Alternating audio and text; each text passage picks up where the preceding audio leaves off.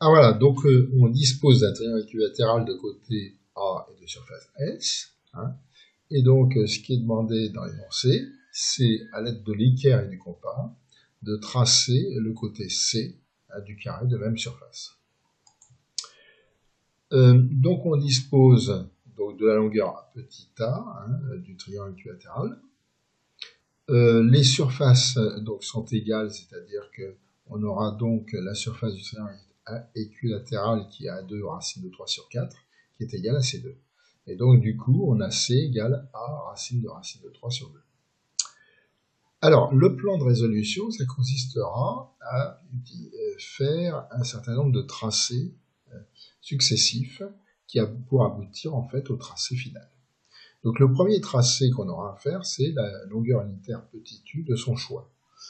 Du fait qu'on traite des longueurs, il faut donc, disons, disposer d'une longueur unitaire qui sera bien sûr valable, disons, à chaque étape, quand ça sera, disons, des constructions à réaliser. La deuxième étape, ça sera en fait le calcul, enfin le tracé plutôt de la longueur u racine de 3.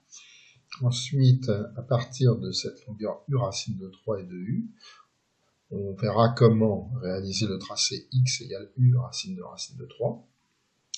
En quatrième étape, donc, ça sera à partir des résultats obtenus, d'obtenir le tracé de y égale a racine de 3.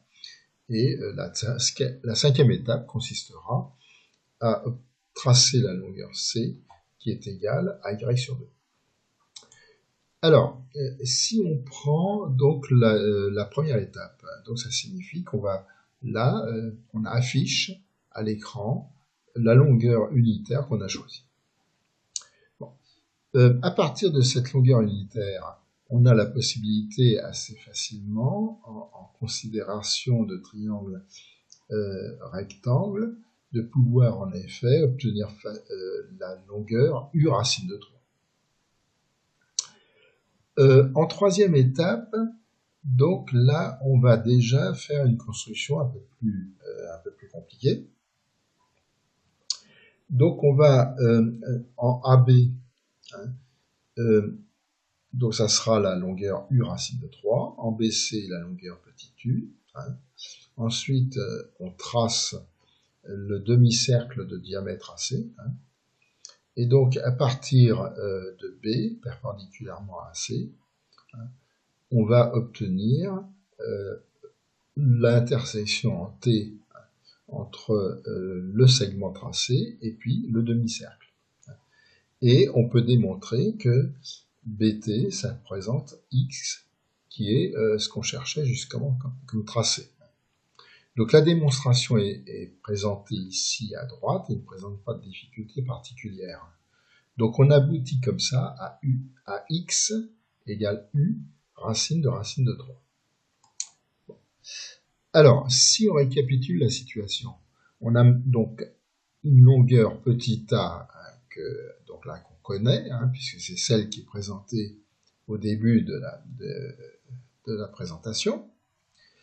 On a donc choisi une longueur unitaire petit u, et on dispose aussi d'une longueur x qui est égale à u racine de 3.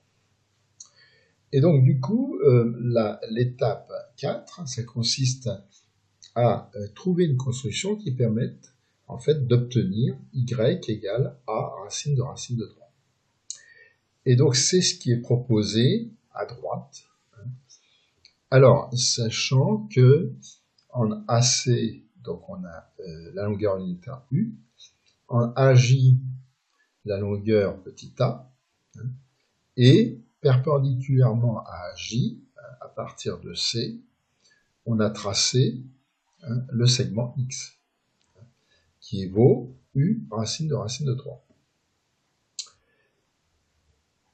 De J, on peut donc élever, perpendiculairement à J, bien sûr, le segment, et puis de AB, on peut prolonger aussi AB, et donc on s'aperçoit à ce moment-là qu'il y aura une intersection en I entre le prolongement de AB et puis le segment issu de J.